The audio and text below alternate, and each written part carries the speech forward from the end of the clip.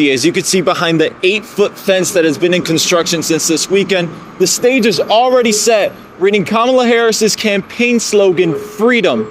Now, the expected turnout of this event is 20,000, up from the original 8,000 from when she was going to speak at the National Mall. How are they going to hold so many people, you may ask? Well, if they don't all fit in there, they do have some overflow space in the Washington Monument. So the parade has gone underway. As you can see, Matthew chugging from a mini Stanley Cup behind me. Y lo que han dicho aquí en la línea es que no importa la lluvia, no importa el sol, van a estar aquí hasta que cojan un contrato que creen que es justo. Despite a month of executive actions by President Donald Trump targeting immigration, many people in Southwest Miami-Dade are gathered here saying, quote, "The fight is not over." This is the Cruz Detention Center, an immigrant detention center in Miami-Dade County that for 4 decades has been plagued with reports of overcrowding and mistreatment of detainees. The most recent one has brought a crowd of over 100 protesters here right in front of the center. Which means that if the First Lady does end up running, we will likely see Trump versus DeSantis too. But this time, in the 2026 Florida governor's race. And yes, President Biden yesterday announced $612 million to fund recovery projects across affected areas. And 2 things to look out for today. In Doral, Vice President J.D. Vance will be here in the afternoon to speak to the convention. And as for Tallahassee, the vote on the Trump Act will occur around 10 a.m. Following the star-studded and at times graphic trial that led to U.S. President Donald Trump becoming the first president to ever be convicted of a crime. Tip towards Trump, the 30% that he lost to Hillary was 7%, and it also managed to flip two House seats, including yours, towards the GOP. So my question is, are you changing are you messaging differently this time around to Hispanic voters, mainly Cubans, Venezuelans, people in Miami-Dade County as well?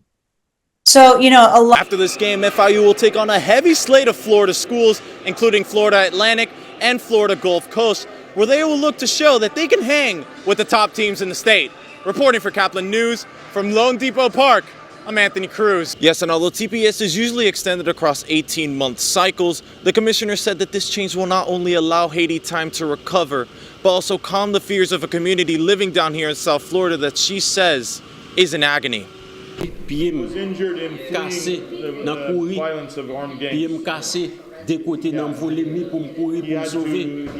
go in order to and he got injured when he was scaling the wall. When asked why he believed the president needed to follow the commissioner's demands, Haitian immigrant Chrisnel Gachette showed us an injury on his leg that he said in his native Creole was suffered after escaping gang violence back at home. Gachette says he and his wife have traveled in and out of the U.S. legally for the past 10 years on visas.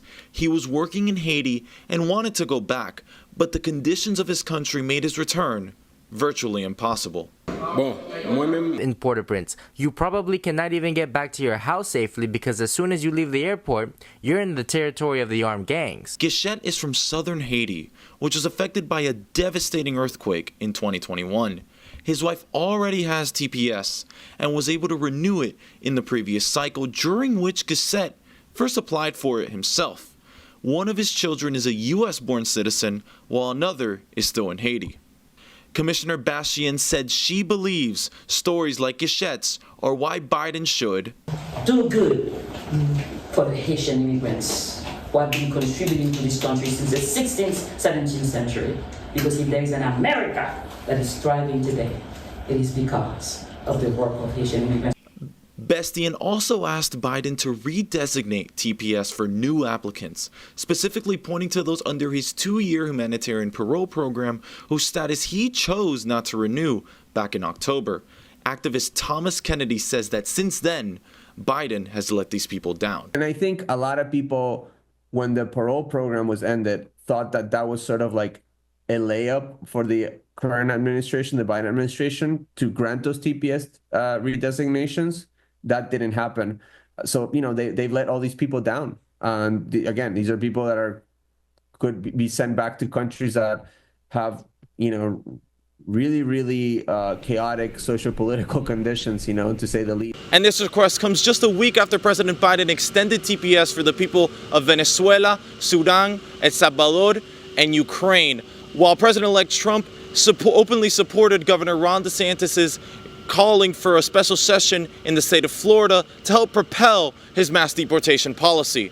Reporting for Kaplan News, I'm Anthony Cruz. So the event last night was in Delaware County, which is one of the many Philadelphia suburbs that helped propel Joe Biden to the presidency in 2020. But last night, it was the center of many undecided voters from across the battleground state with the most electoral votes up for grabs, asking Kamala Harris to clarify some questions that they have before they cast their ballots. I think I speak for the majority of Americans when I say that we want a ceasefire in Palestine. First-time voter Daniela James hasn't made up her mind on voting for Harris or a third-party candidate because she says she doesn't agree with the Biden administration's policy on the Middle East. But she says she's leaning towards the vice president, naming her proposed economic policy as a reason why.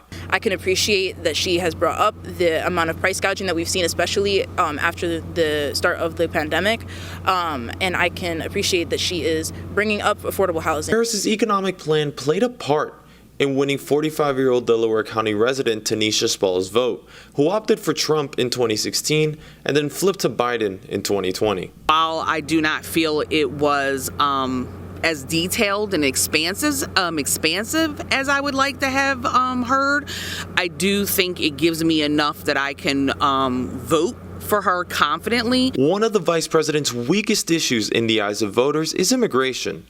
Harris did not give a direct answer when asked if she supports building a wall along the southern border, which she said in 2019 was a, quote, medieval vanity project. This discouraged 28-year-old law student Charlie Frank last night, who didn't vote in 2020 and is leaning towards third-party candidate Jill Stein. I think it was par for the course for her with not answering questions when she's asked them and with no one knowing what her policies are because she's held every policy in the book. Yeah, so the headline of last night outside the questions was Kamala Harris doubling down on Donald Trump's former chief of staff's John Kelly's statement to the New York Times that he fit the mold of a fascist and that he admired the generals of Hitler for the loyalty that they had. Donald Trump, who was in Georgia last night, responded to the story on Truth Social by calling John Kelly, quote, a degenerate, and saying that the story was, quote, made up of pure Trump derangement syndrome. Reporting for Kaplan News, live from Washington, D.C., I'm Anthony Cruz.